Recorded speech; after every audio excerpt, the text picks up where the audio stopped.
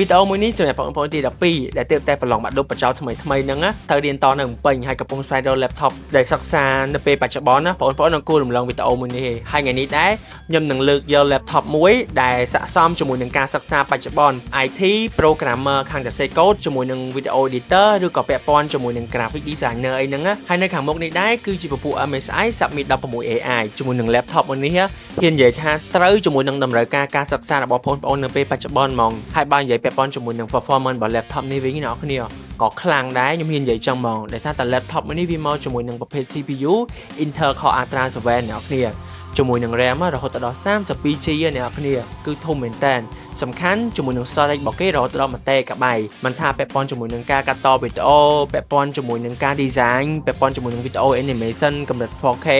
មួយវិញទៀតពាក់ព័ន្ធជាមួយនឹងអ្នករៀន IT សរសេរកូដអីហ្នឹងក៏អត់មានអារម្មណ៍ថាពិបាកដែរបើសិនជាមាន laptop មួយនេះនៅក្នុងដៃរបស់ពួកគាត់ជាមួយនឹង laptop មួយនេះវាមកជាមួយនឹងអេក្រង់ទំហំ 16 អ៊ីងប៉ុណ្ណឹងគឺវាល្មមមែនតើហើយជាមួយនឹងកម្រិតច្បាស់របស់គេជាប្រភេទ QHD ទៀតបងឬក៏បងប្អូនអត់ចាំបាច់បារម្ភទៅលើការ render ទៅលើវីដេអូឬក៏ពាក់ព័ន្ធជាមួយនឹងការ design ឯវានឹងបញ្ចេញពណ៌ឲ្យច្បាស់ហ្មង keyboard របស់គេវាមានពាក់ព័ន្ធជាមួយទៅលើប្រភេទ fingerprint security សម្រាប់ការពារហើយនឹងមួយវិញទៀតគឺទៅលើ copilot key ដែលជួយសម្រួលទៅលើការងារ AI ដែលអ្នកនរគ្នាប្រើប្រាស់ប្រចាំថ្ងៃអីហ្នឹងអញ្ចឹងចំពោះ laptop មួយនេះវាមានទម្ងន់ត្រឹមតែ2គីឡូមួយខាំឯអ្នកនរគ្នាហើយចំណុចមួយទៀតដែលខ្ញុំគិតថាបងឬក៏បងប្អូនដែលចង់ដឹងហ្នឹងគឺទៅលើតម្លៃដែលសារតម្លៃរបស់គេត្រឹមតែ 1K ស្ដើងឯអ្នកនរគ្នាអញ្ចឹងបើមានបាក់ចិត្តប៉ុណ្ណឹងអ្នកនរគ្នាអត់គួររំលង laptop មួយនេះទេដោយសារតែពាក់ព័ន្ធមួយ spec របស់គេក៏ល្អដែរសំខាន់ laptop មួយនេះមានការធានាជូនអ្នកនរគ្នារយៈពេល2ឆ្នាំពេញចេញពីក្រុមហ៊ុនផ្ទាល់ទៀតអញ្ចឹងបើអ្នកនរគ្នាកំពុងតែចាប់អារម្មណ៍ទៅលើ laptop ដែលខ្ញុំធ្វើការ review នេះអ្នកនរគ្នាអាចធ្វើការតាក់ទងមក page ផ្លូវការរបស់ PTC Computer ក៏បានឬក៏អ្នកនរគ្នាអាចឆែកទៅមើល spec detail នៅក្នុង website សិនក៏បានដែរ